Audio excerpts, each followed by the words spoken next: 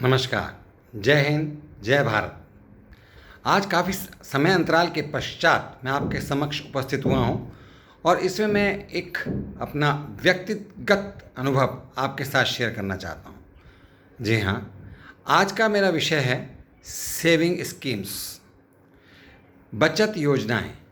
बचत योजनाओं के अंतर्गत केवल धन को बैंक में जमा करना ही काफ़ी नहीं होता, उसके साथ साथ आपका इंश्योरेंस यानी कि बीमा, आपके गवर्नमेंट के बॉन्ड, शेयर मार्केट, ट्रेडिंग, आपकी फिक्स्ड डिपॉजिट, ये सब बातें भी बचत योजनाओं के अंतर्गत आती हैं।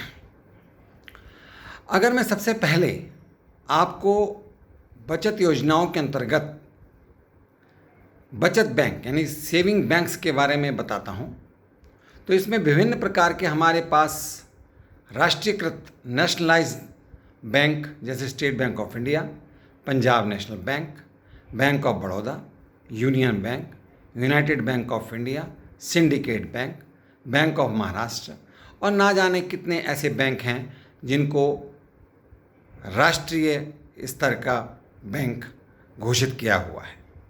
इसमें यदि आप अपनी मेहनत की, अपने परिश्रम की धनराशि को, जो कि आपने थोड़ा थोड़ा करके बचाया है, और उनको बचत बैंक में यानी कि सेविंग अकाउंट में रखते हैं, तो उसमें केवल 3 से 4% का ब्याज मिलता है, जबकि वो मिलने वाले ब्याज पर टैक्स भी आपको देना पड़ता है, जिसके कारण से वो बचत जो कि आपको ब्याज से प्राप्त होती है वो नहीं के बराबर हो जाती है।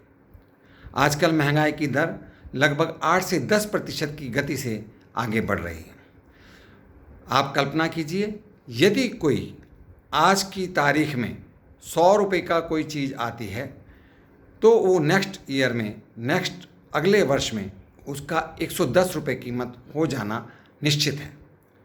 यानी कि आपकी 100 रुपये की वैल्यू बढ़ कर के 110 रुपये की हो जाती है, यानी कि आपका 10 रुपया कम हो जाता है।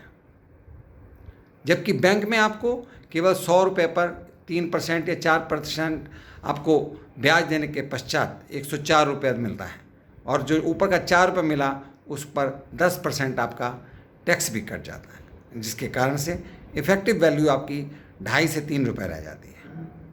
जबकि आपको ऐसी बचत योजनाओं में धन लगाना चाहिए जहां पर कम से कम 10 से 20% की धनराशि आपको फलस्वरूप, परिणाम स्वरूप प्राप्त हो। इसके अलावा जो सरकारी क्षेत्र के बॉन्ड्स हैं, उसमें भी 8 से 9% की धनराशि सरकार द्वारा गारंटेड की जाती है, उसके द्वारा भी आप अपनी धनराशि को मल्टीप्लाई कर सकते हैं। इसके पश्चात आता है आपका फिक्स्ड डिपॉजिट। फिक्स्ड डिपॉजिट जो कि निश्चित समय के लिए आपका धन को ब्लॉक कर देती हैं, वह भी एक अच्छा बचत का रास्ता है, लेकिन उसमें भी 8 से 9% ब्याज ही आपको प्राप्त होता है, जो कि 3 साल और 5 साल और 10 साल के पश्चात आपको मिलता है। उसके अलावा इंश्योरेंस यानी कि जीवन बीमा, जो कि आपके होनी अनहोनी के समय में उस धन को आपके परिवार के लोग यूज़ कर सकते हैं। ऐसी दशा में बीमा कराना भी अति आवश्यक हो जाता है। अंत में मैं आपको शेयर मार्केट यानी कि ट्रेडिंग से संबंधित आपको बताना चाहता हूँ। ट्रेडिंग मार्केट, शेयर मार्केट भी एक बचत का आसान और अच्छा जरिया है, लेकिन इसमें कुछ बातें सीखना बहुत ज़रूरी है। ट्रेडिंग, आप ये मानकर चलिए कि किसी दुकान पर 100 रुपये का सामान है और वो 100 रुपये का सामान लाने के पश्चात उसको उसने 120 रुपये में बेचा, यानी कि 20 रुपये का उसको फ़ायदा हो गया। तो इस तरीके से उसको कुल धन लाभ 20 रुपये का हुआ। इसी प्रकार से बड़े बड़े उद्योगपति अपने जो लागत है उसको शेयर के रूप में आपस में साझा करते हैं। सपोज़ किसी कंपनी में 100 रुपये लगाने के पश्चात उसको 20 रुपये का फ़ायदा हुआ, यानी कि 120 रुपये में उसका सामान बिका और उसमें आपके 10 रुपये थे, तो आपको 12 रुपये फलस्वरूप प्राप्त होंगे। इसके अंतर्गत यह 2 रुपये आपको लाभांश के रूप में या आपको लाभ के रूप में प्राप्त होगा। लेकिन शेयर मार्केट के बारे में भी मैं एक कहानी आपको सुनाना चाहता हूँ। एक बार एक उद्योगपति एक गांव में गया। गांव में जाने के पश्चात वहाँ पर उसने देखा कि वहाँ पर बहुत सारे बंदर थे। उसने पूरे गांव में घोषणा कर दी कि जो भी मुझे बंदर पकड़ कर देगा उसको सभी को एक बंदर के पश्चात बदले में मैं 100 रुपये दूंगा।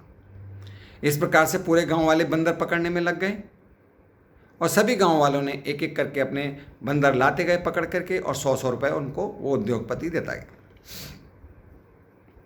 अब जितने भी बंदर पकड़े गए उन सबको उसने एक पिंजरे में बंद किया, गाड़ी में बंद किया और अपने साथ शहर में ले गया। थोड़े दिन के पश्चात वही उद्योगपति गांव में फिर वापस आता है और बोलता है कि मेरे को और बंदर चाहिए। अब ऐसी अवस्था में वहाँ पर बंदरों की संख्या ऑलरेडी कम हो चुकी थी, लेकिन फिर भी गांव वालों ने मेहनत करके वहाँ पर और बंदरों को पकड़ना शुरू किया। कुछ बंदर पकड़ में आए। वो बंदर को जब उद्योगपति के पास लाए तो उद्योगपति ने बोला कि मैं इस बार आपको सभी बंदरों के लिए एक बंदर के लिए 200 रुपये दूंगा। अब जितने भी गांव के वासी थे वो जितने भी बंदर लाते गए वो 200 रुपये के हिसाब से देता गया और सारे बंदर को पकड़ करके वो फिर शहर में ले गया।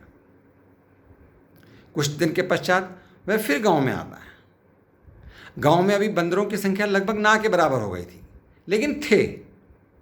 इस बार उद्योगपति ने घोषणा की कि जो भी बंदर पकड़ कर लाएगा मैं उसको 500 रुपये दूंगा। एक बंदर के पीछे 500 रुपये दूंगा। गांव वाले फिर बंदर पकड़ने में लग गए क्योंकि बंदरों की संख्या बिल्कुल ना के बराबर हो चुकी थी। फिर भी गांव के लोग इधर उधर जंगल में घूमते फिरते भटकते हुए जा करके वो बंदर को पकड़ करके ले आए और एक बंदर के प्रति 500 रुपये प्राप्त करते हुए बड़े खुश हुए। उस उद्योगपति ने वो पूरे बंदरों को अपनी गाड़ी में पैक किया और पिंजरे में डाल करके अपने शहर ले गया। इसके पश्चात उसने अपने एक मैनेजर को उसी गांव में भेजा और उनको बोला कि उस गांव में जाओ और उधर में आप घोषणा करो कि जो भी बंदर पकड़ कर लाएगा उसको मैं 1000 रुपये दूंगा। मैनेजर गांव में पहुंचता है और स्कीम के मुताबिक अपने योजना के मुताबिक वो गांव वालों को अनाउंस करता है कि कोई भी जो गांव वाला बंदर पकड़ कर लाएगा उसको 1000 रुपया मिलेगा। एक बंदर के पीछे 1000 रुपये मिलेगा। अब क्योंकि गांव में पूरे बंदर समाप्त हो चुके थे, उससे पहले गांव वालों ने अच्छा पैसा कमा भी लिया था। किसी ने 100 रुपये में बंदर बेचे थे, किसी ने 200 रुपये में बेचे थे, किसी ने 500 रुपये में बेचे थे। 500 रुपये से ज़्यादा तो किसी ने नहीं बेचे। वो मैनेजर को वहाँ पर अभी खाली हाथ लौट करके आना पड़ा। उसके पश्चात उस उद्योगपति ने जितने बंदर इकट्ठे किए थे पूरे एक बड़ी गाड़ी में पैक किए और एक दूसरे मैनेजर को भेजा और गांव में अनाउंस कर दिया कि मेरे पास बंदर बिक्री करने के लिए है और एक बंदर की कीमत 600 रुपये है। अब गांव वालों को क्योंकि पहले एक घोषणा हो चुकी थी कि जो भी बंदर पकड़ करके लाएगा उसको 1000 रुपया एक बंदर के पीछे मिलेगा, तो सभी गांव वालों ने खुशी खुशी 600 रुपये में सभी बंदर खरीद लिए। जो कि उन्होंने 100 रुपये में बेचे थे वो भी, जो 200 रुपये में बेचे थे वो भी, और जो 500 रुपये में बेचे थे वो भी। 600 रुपये के हिसाब से पूरे बंदर खरीद लिए। किसी ने 2 खरीदे, किसी ने 5 खरीदे, किसी ने 10 खरीदे, किसी ने 100 भी खरीदे। अपनी अपनी हैसियत के मुताबिक उन्होंने बंदरों को खरीद लिया। अब सभी इंतज़ार करने लगे कि वो उद्योगपति का मैनेजर जो कि बोल करके गया था कि मैं एक बंदर के प्रति 1000 रुपये दूंगा, वो फिर आएगा और हमें 1000 रुपये के दे करके ये बंदर लेकर के जाएगा। लेकिन उसके बाद वो व्यापारी वापस नहीं आया।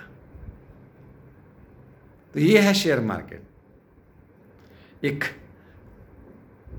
लालच भी बोल सकते हैं, एक धन कमाने की जिज्ञासा भी बोल सकते हैं, लेकिन अगर इसको सहनशीलता के साथ, पेशेंस के साथ और बड़े ही प्लानिंग करके, योजना बना करके अगर इसमें शेयर मार्केट में धन को लगाया जाए तो लाभ की प्राप्ति हो सकती है, लेकिन गारंटी नहीं है।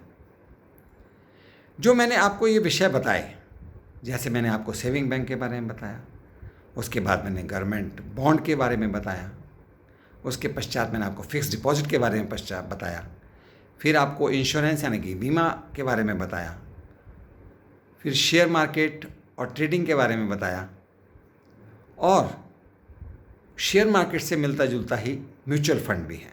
म्यूचुअल फंड में क्या होता है, म्यूचुअल फंड मैनेजर्स रहते हैं, वो आपकी जगह पर आपके पैसे को सही और अच्छे शेयर में लगाते हैं और जितना रिटर्न आता है उसको बांट करके आपकी हिस्सेदारी के अनुसार